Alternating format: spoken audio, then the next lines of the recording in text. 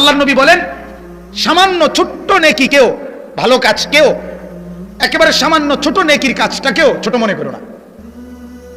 এটা আর আমি করলে আর কিতে হইব না, এটা মনে করো। আল্লাহ নবী বলেন, ওয়ালাউ আন তালকা আখাকা বিওয়াজহিন তালকিন, তোমার সহযোগিতা করার মতো কিচ্ছু নাই, কমপক্ষে তোমার ভাইয়ের দিকে হাসি মুখে তাকাও, একটু হাসি মুখ দিয়ে তাকাও। আল্লাহ নবী বলেন, এটার দ্বারাও তোমার আমল নামায় সাদাকার সওয়াব আসবে। এটারও ছোট মনে করো না। আর আইস দিলে কি হইব? দুটা টিয়াও দিতাইলাম না, আর একটা আইস দিয়ে না আইসে দাও, বুঝেন নাই কথাটা? দুইটা টাকাও দিতাইলে না, ঠিক আছে, আফসোস করো না, একটা হাসি দাও, তাকে একটু একটা ছোট্ট দোয়া করে দাও, ভাই আল্লাহ তোমার অভাব দূর করে দিক, আমি তো পারলাম না, আল্লাহ তোমার ধনী বানায় দেখ, আল্লাহ তোমার সংসারে ভরপুর বরকত। এই কুদ্দুর কথাগুলো ক্ষতি আছে কোন? কিন্তু আমার লাভ হবে নিয়েতে কথা বলেন, আমার লাভ হবে কিনা? আল্লাহ রসুল এটা বলছে। আমার শায়েখ, আমার হজরত, আরো একজন অন্যতম ঢালকানগর হজরত আরিফ বিল্লাহ আল্লামা হজরত মৌলানা শাহ আব্দুল মতিন বিন হুসাইন দামাত বারাকাতুহুম, হজরত বলে, এটা জরুরি কথা বলছে, আমি সেই থেকে এটা আমল করি, অনেক আগে শুনছি। হজরত বলে যে আমরা, আমাদের কাছে বহু মানুষ, সচরাচর মানুষ আমাদের কাছে দোয়া চায়, আপনাদের কাছেও, চাচা পরীক্ষা দোয়া করেন, আমরা বলি আচ্ছা। কাকা বিদেশ যাই দোয়া করেন, আচ্ছা। এরম দোয়া চাইলে বহু আচ্ছা আমরা বলে রাখছি, ঠিক কিনা কোন? শত শত আচ্ছা জমা আসাম। এখন প্রতিটা আচ্ছা একটা ওয়াদা, ওয়াদা না? আপনি না কইলেন আচ্ছা মানে দোয়া করবেন, কিন্তু আপনার সেই ওয়াদা মানে এই যে কইলেন আচ্ছা দোয়া করবেন, করছিলেন, তাইলে কত শত কত হাজার আচ্ছা আপনি জমা থইছেন। আপনি সেই ওয়াদাগুলো তো খেলাফ করতেছেন, আপনি তো দোয়া করলেন না। এই জন্য হজরত বলে, ভাই যখনই কেউ দোয়া চায়, সাথে সাথে ছোট্ট করে হলেও দোয়া করে দেওয়া, দোয়া করেন, আল্লাহ কবুল করেন, আল্লাহ বরকত দেন, আল্লাহ কামিয়াব করেন, ফি আমানিল্লাহ, আল্লাহ সুস্থ করে দেন, আল্লাহ হেফাজত করেন, আল্লাহ রহমত দান করেন, একত্রিত কইয়া দেন। আচ্ছা না কই এটার জায়গায়, হ্যাঁ ছেলেটা হাসপাতালে, ভাই দোয়া করেন, আল্লাহ শেফা করে দেন, ছাড়ছে না? মানে এই দোয়া হইল কিনা? এটা তাহলে আর আমার ওই আচ্ছার কি রইল না, আমি যে ওয়াদা লইলাম আচ্ছা, এই ঝামেলা তার থাকলাম না, নগদটা নগদই কি দিয়ে দিলাম, ছোট হোক ছোট।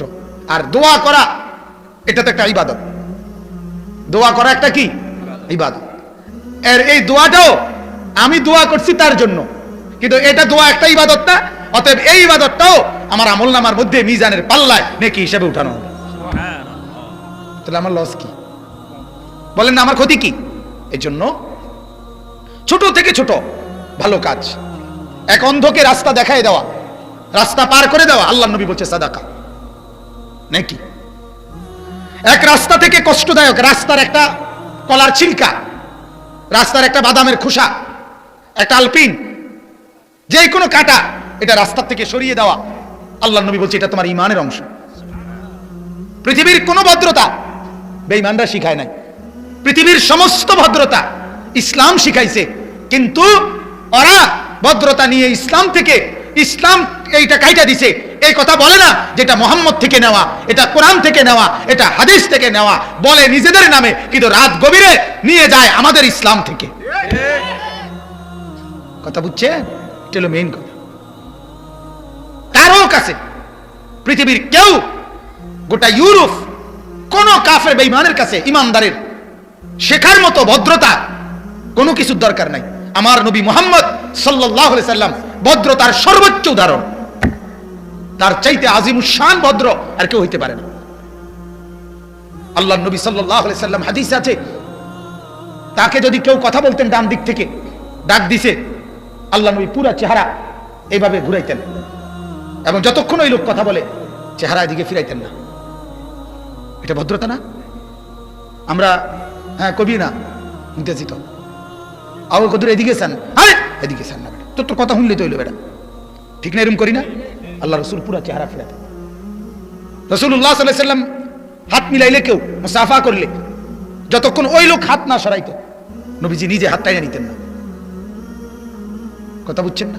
এরকম ভদ্র ছিল, এতটা শরীফ ছিল।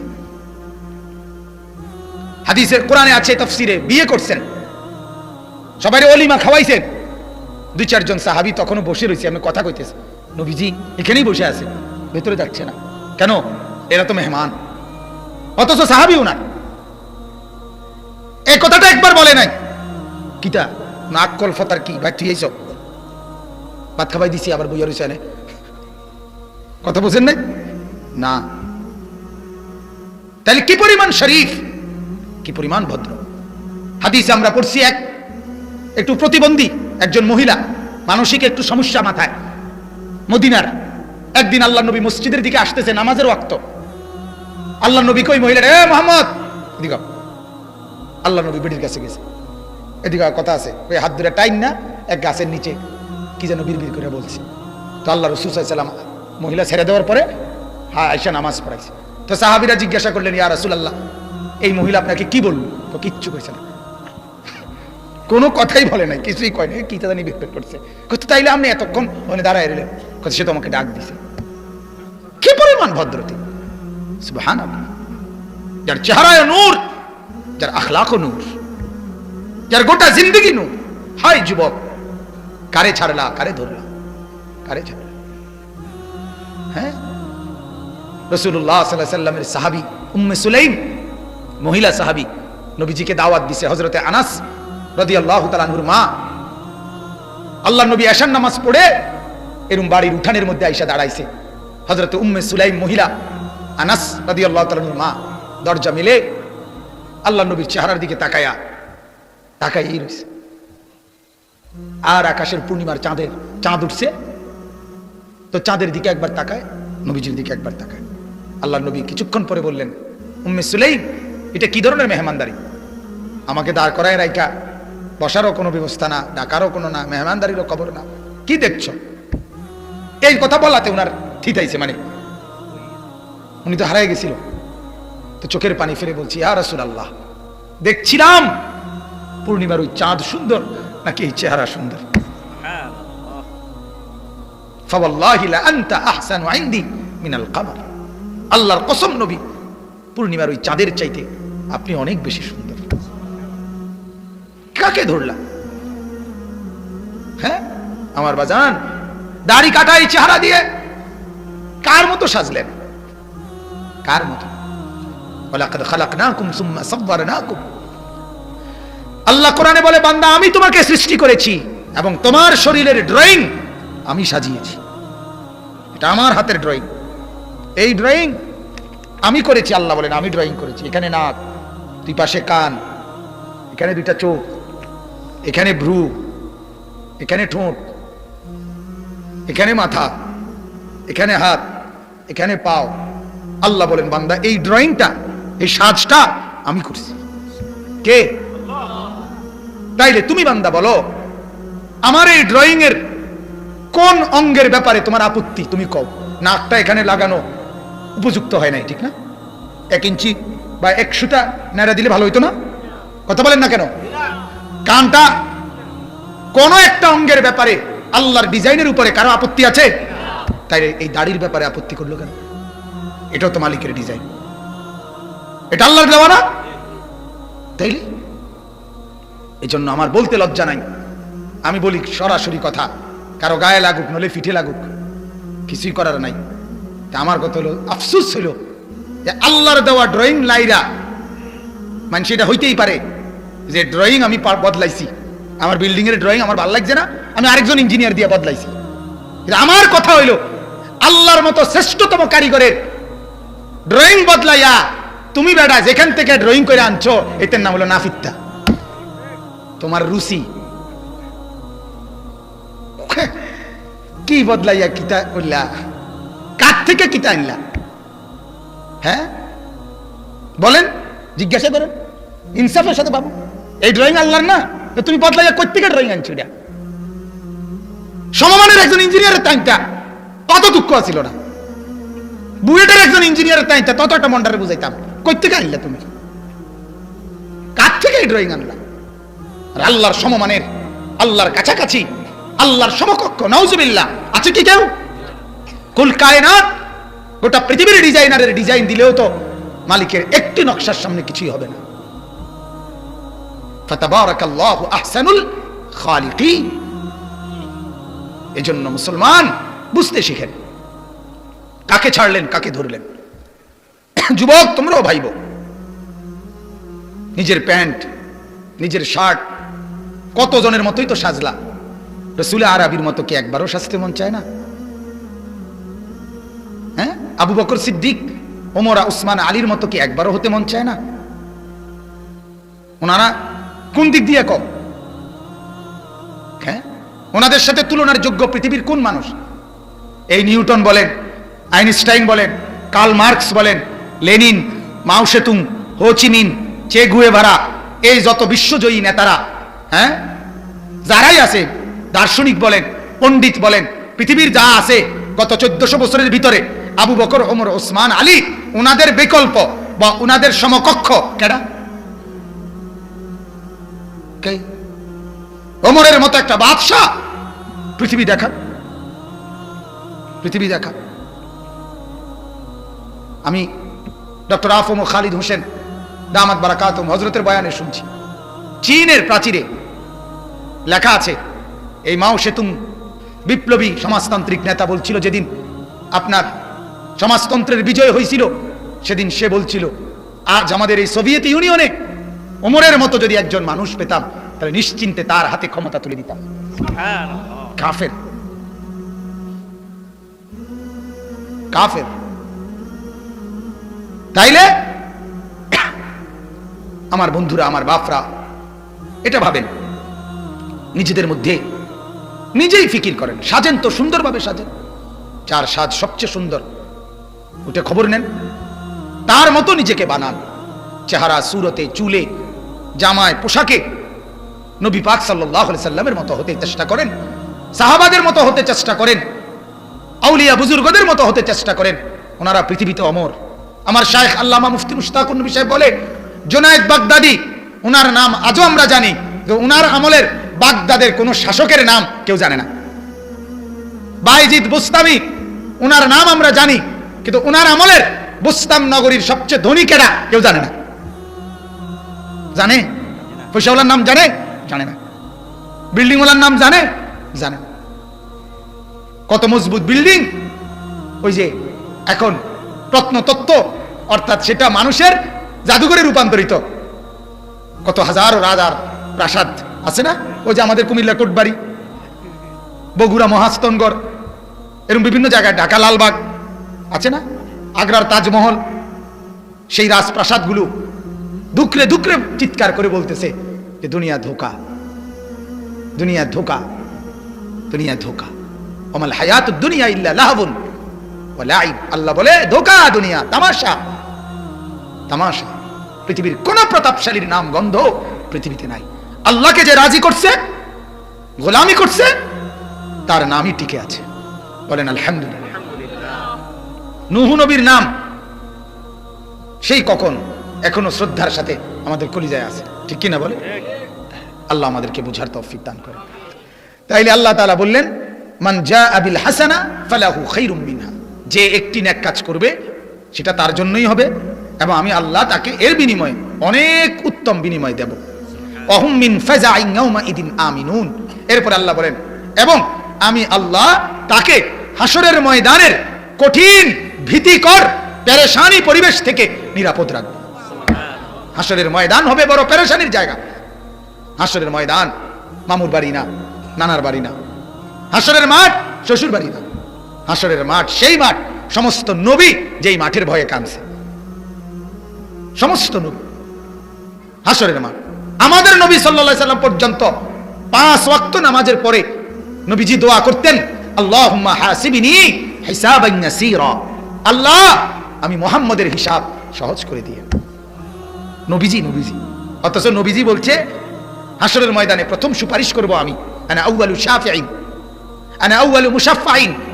হাসরের ময়দানে প্রথম সুপারিশ গ্রহণ করবে আল্লাহ আমারটাই।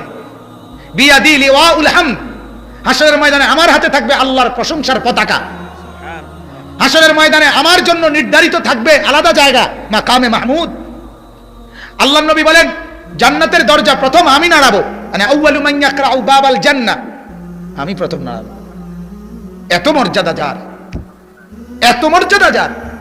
তিনি পর্যন্ত আল্লাহর কাছে বলে আল্লাহ, তারপরও ভয় লাগে, তারপরও একটু একটু ডর ডর লাগে, আল্লাহ হিসাব সহজ করে দিয়ে। নবীজি বলছে হাসরের ময়দানে প্রত্যেককে আল্লাহর সামনে দাঁড়াইতে হবে। ওয়াকিফুহুম ইন্নাহুম মাসউলুন। আল্লাহ বলে দাঁড় করো ফেরেশতা, জিজ্ঞাসা করব আমি। কোরআনের আয়াত। প্রত্যেকে প্রত্যেকে। এবং আল্লাহ যখন জিজ্ঞেস করবে তখন আর কেউ থাকবে না সাথে। লাইসা বাইনাহু ওয়া বাইনাহু তারজুমান। কোন দোভাষীও থাকবে না, শুধু আল্লাহ আর বান্দা। আল্লাহ তখন আমলনামা হাতে থাকবে। আল্লাহ নবী বলেন আমলনামাটা দেখে শুধু আল্লাহ তাআলা যাকে বলবে ঠিক আছে যাও, আল্লাহ আরাস ফাকাত, আল্লাহর সামনে শুধু পেশ হবে আর আল্লাহ বলবে যাও। আল্লাহ নবী বলেন সেই জান্নাতি। আর যারে শুধু আল্লাহ বলবে থামো, এটা পৃষ্ঠা উল্টাও, আল্লাহ নবী বলে সেই জাহান্নাম।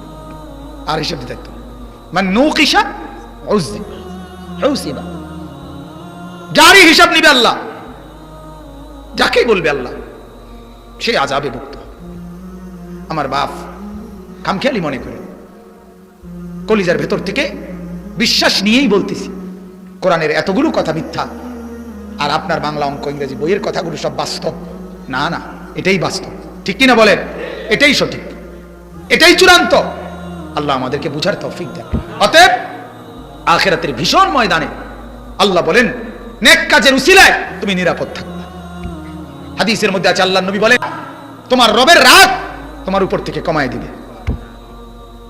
অতএব নেক কাজ বিফলে যায় না। আল্লাহর নবী বলছে ইত্তাকুন নার, ও আমার উম্মত জাহান্নাম থেকে বাঁচো, ওয়ালাউ বিশিক্কি তামারা, যদি কিছু না থাকে কমপক্ষে একটা খেজুরের দানা, আটি খেজুরের দানা চিনেন না, এটা দিয়ে হলেও নিজেকে জাহান্নাম থেকে বাঁচো। এজন্য মনে রাখবেন মুসলমানের সিফাত 1 টাকা হলেও দান করা, 10 পয়সা হলেও দান করা। মুসলমান ফেরত দেয় না, এটা ইমানদার জান্নাতি বান্দা ফেরত দেয় না। সিফাত হওয়া উচিত এটা। এটা আমার যেন গুণ হয়, গুণ। 10 টাকাই দিলাম, 5 টাকাই দিলাম, ফেরত দিলাম। এরপরে নবী বলছে আচ্ছা 1 টাকাও নাই, ফামান লাম ইয়াজিদ ফাবিকালিমাতিন তাইয়্যিবা, ওই যেটা বলছি আগে, যদি সেটাও না থাকে একটা ভালো কথা বলো। বুঝলেন? ভালো কথা, ওই যে বললাম একটা দোয়া করে দাও, আল্লাহ আপনার বরকত দেখ, আল্লাহ আপনার অভাব দূর করে দিক, এরকম একটা কিছু বলো, তাইলেও লাভ হবে।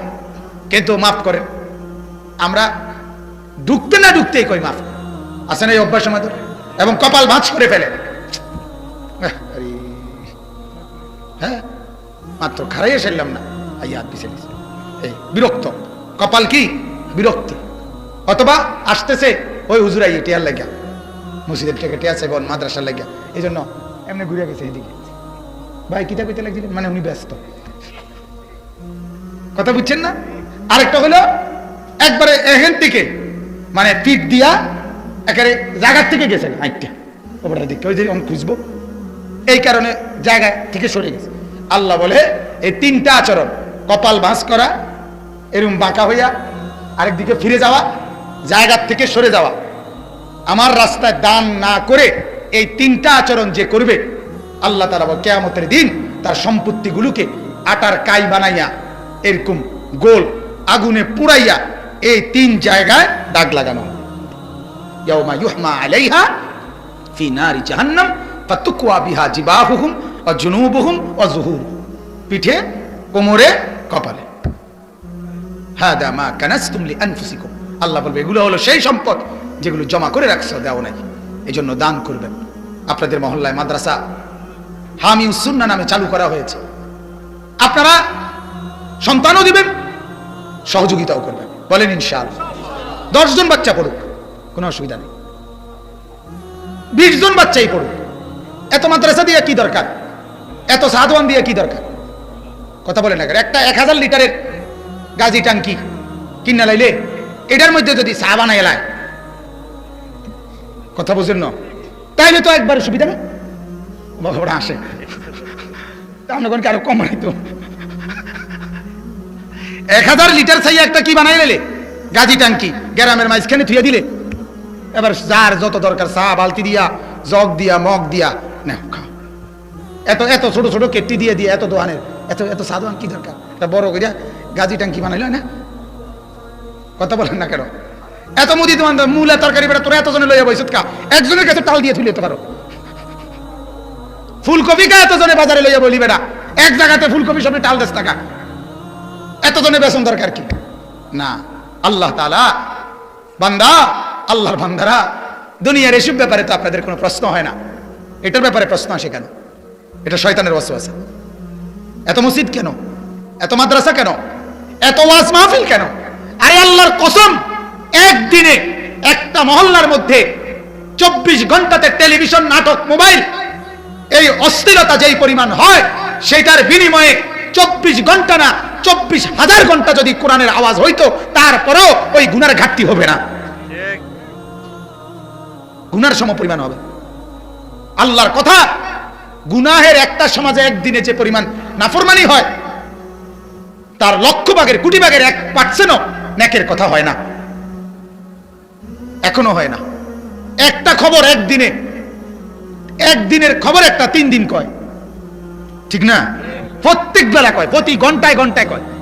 এই যে ময়মনসিংহে একটা সিএনজি কাটিয়ে গেছে, হ্যাঁ, আপনার একটা বাস খালের থেকে পানি উঠে গেছে, মানে রোডে উঠে পড়ছে, এই কথাইটা মনে করেন কইল।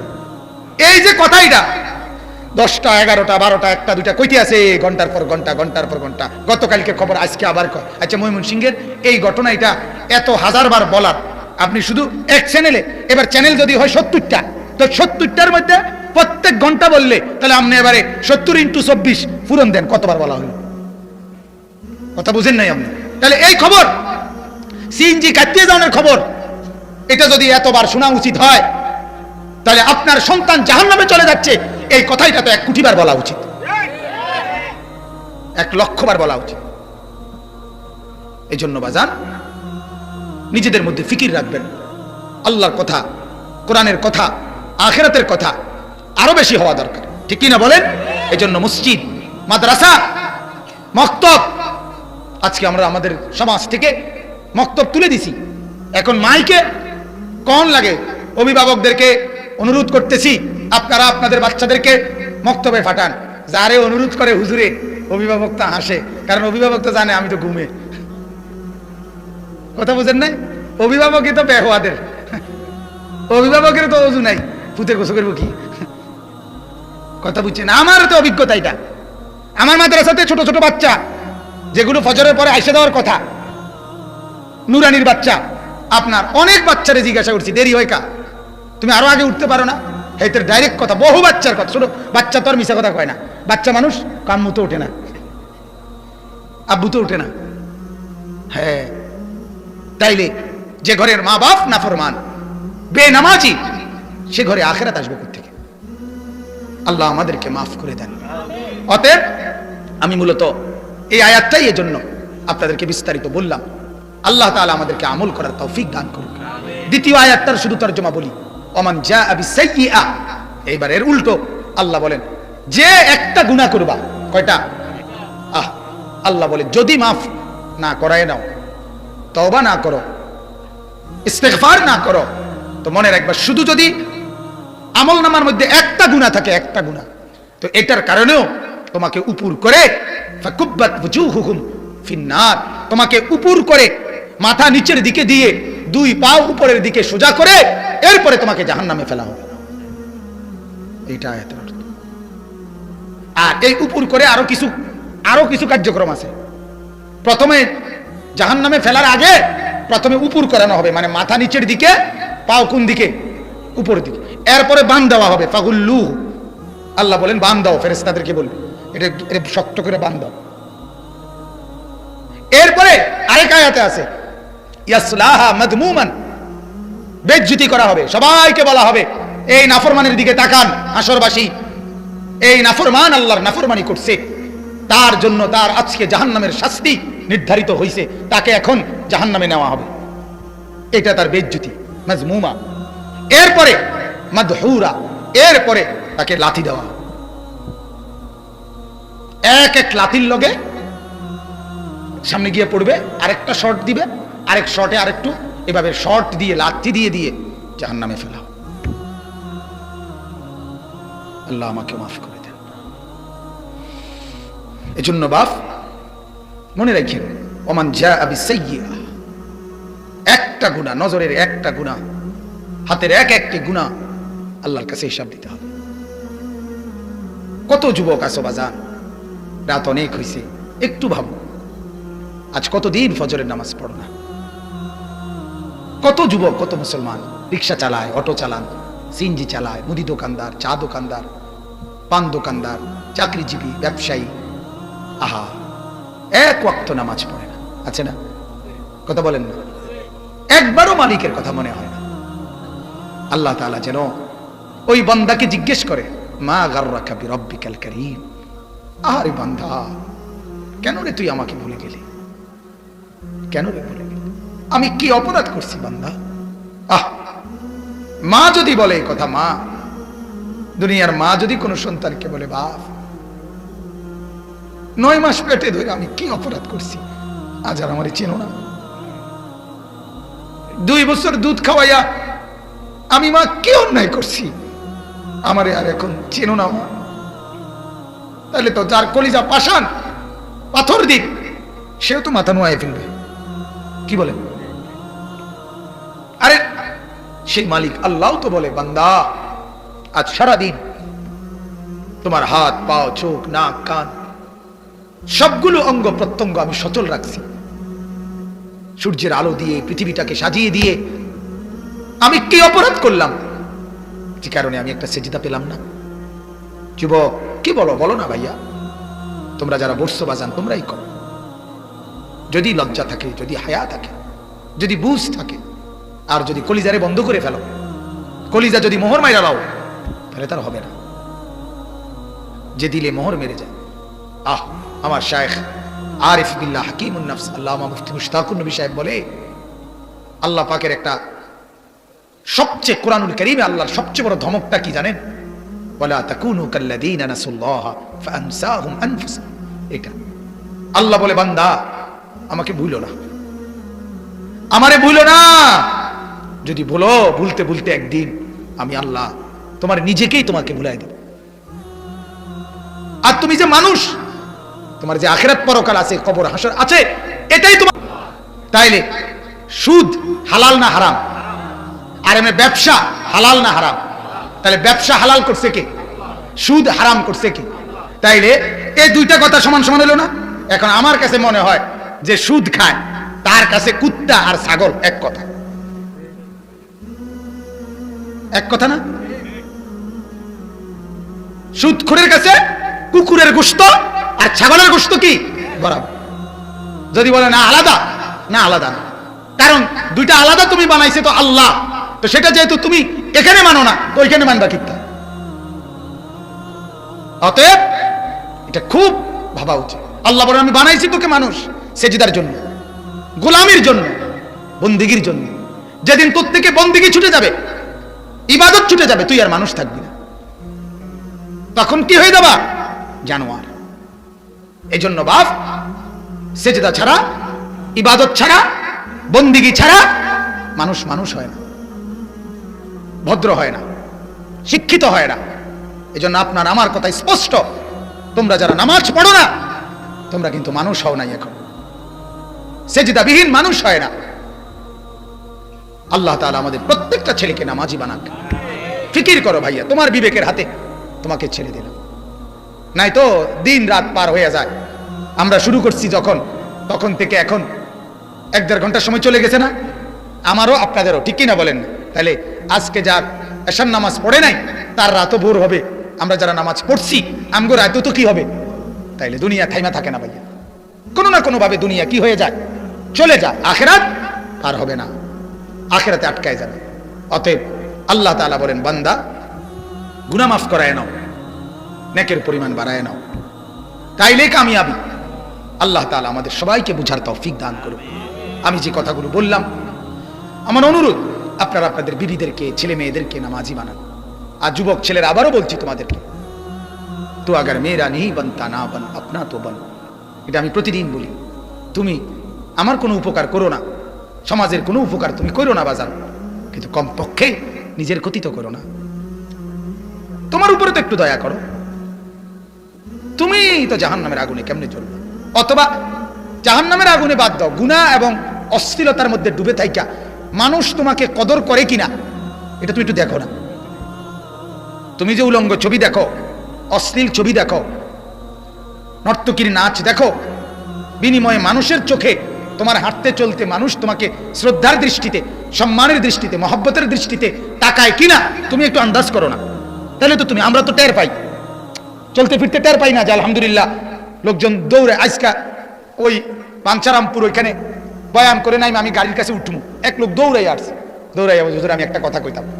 তাই আমি বললাম বলেন। কয় হুজুর আমি আমার মনটা বহুত দিনের আশা আপনার সাথে আমি একটা বুক মিলাম, মানে মহান একা করবো। আমি জড়াইয়া ধরছি, হে একবার খাইতে দিছে। কয় হুজুর আমার অনেক দিনের সাধনা এটা সফল হয়েছে।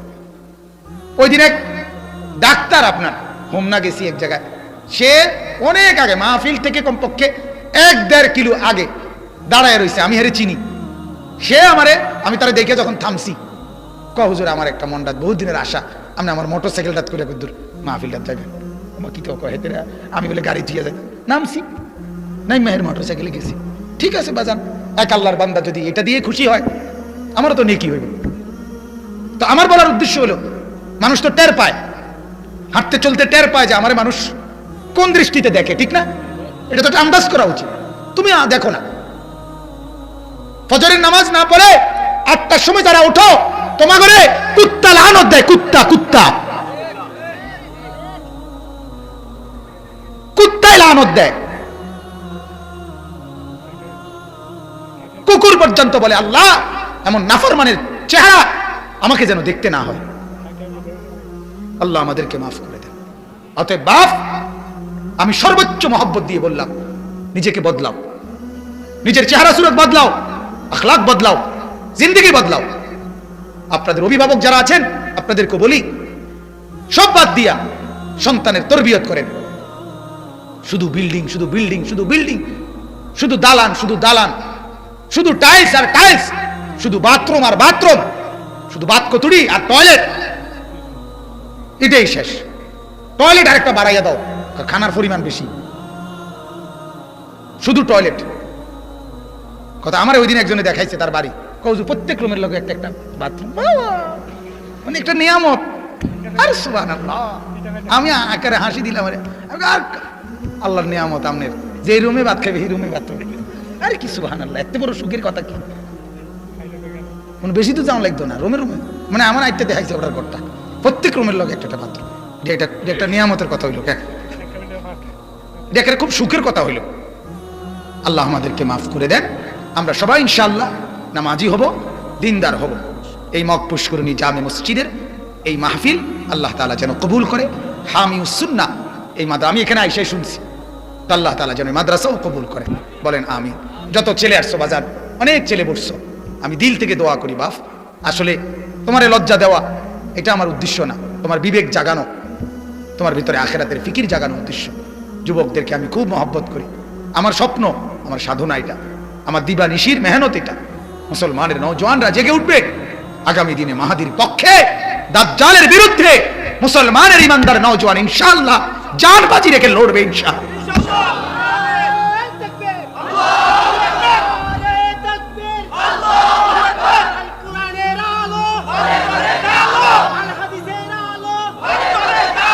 মাশাআল্লাহ, হ্যাঁ, এক মাস বয়সী কলিজার জোশ এসে গেছে।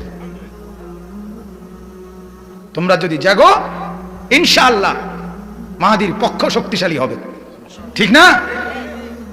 দাজ্জাল কিন্তু যুবক, হাদিস এটা স্পষ্ট, ইন্নাহু শাবুন, নবীজি বলছে দাজ্জাল হবে যুবক। তাহলে দাজ্জালের মোকাবেলায় মাহাদিও হবে তাগড়া যুবক, মাহাদির পক্ষে লড়বেও যুবকরা ইনশাআল্লাহ। যুবক চাইলে সব পারে। নবীজির এক যুবক সাহাবী একদিন হযরত আবু বকর সিদ্দিককে বলছিল, যায়েদ ইবনে সাবিত রাদিয়াল্লাহু তাআলা আনহু বলছে, খলিফাতুল মুসলিমিন, আপনি যদি আমারে বলেন এই পাহাড়টা কাইটা এই পাশ থেকে এদিকে লয়ে যেতাম।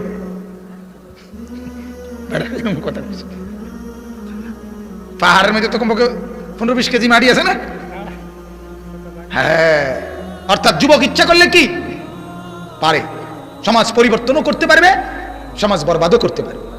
আল্লাহ তাআলা এখান থেকেই ওমরের মতো হিম্মতওয়ালা নওজোয়ান তৈরি করে দিক, বলেন আমিন। আল্লাহ আমাকেও কবুল করেন, আর মুরব্বীরা দোয়া করবেন বেশি বেশি, ঠিক আছে না? আপনারা দোয়া করবেন নি কোন কাল লাগিয়া, এই যে আল্লাহ যাতে শেষ বয়সে আফেল মালটা, শুধু এরই চিন্তা। আরে নাতি কদূর বিদেশ হইলেও যাও না, শেষ বয়সে কুকা আপেল খাইতাম তোমার টিয়া দিয়া, এই ইতাম এগুলা না, আপেল মালটা দিয়ে কিতা করবেন আপনি? আল্লাহ যেন নিজেদের ভাতিজা, নিজেদের ছেলে নাতি এদেরকে যেন দিনদার বানায়, বলেন আমিন। আল্লাহ আমাদের সবাইকে কবুল করুক। আল্লাহুম্মা সাল্লি আলা মুহাম্মাদ।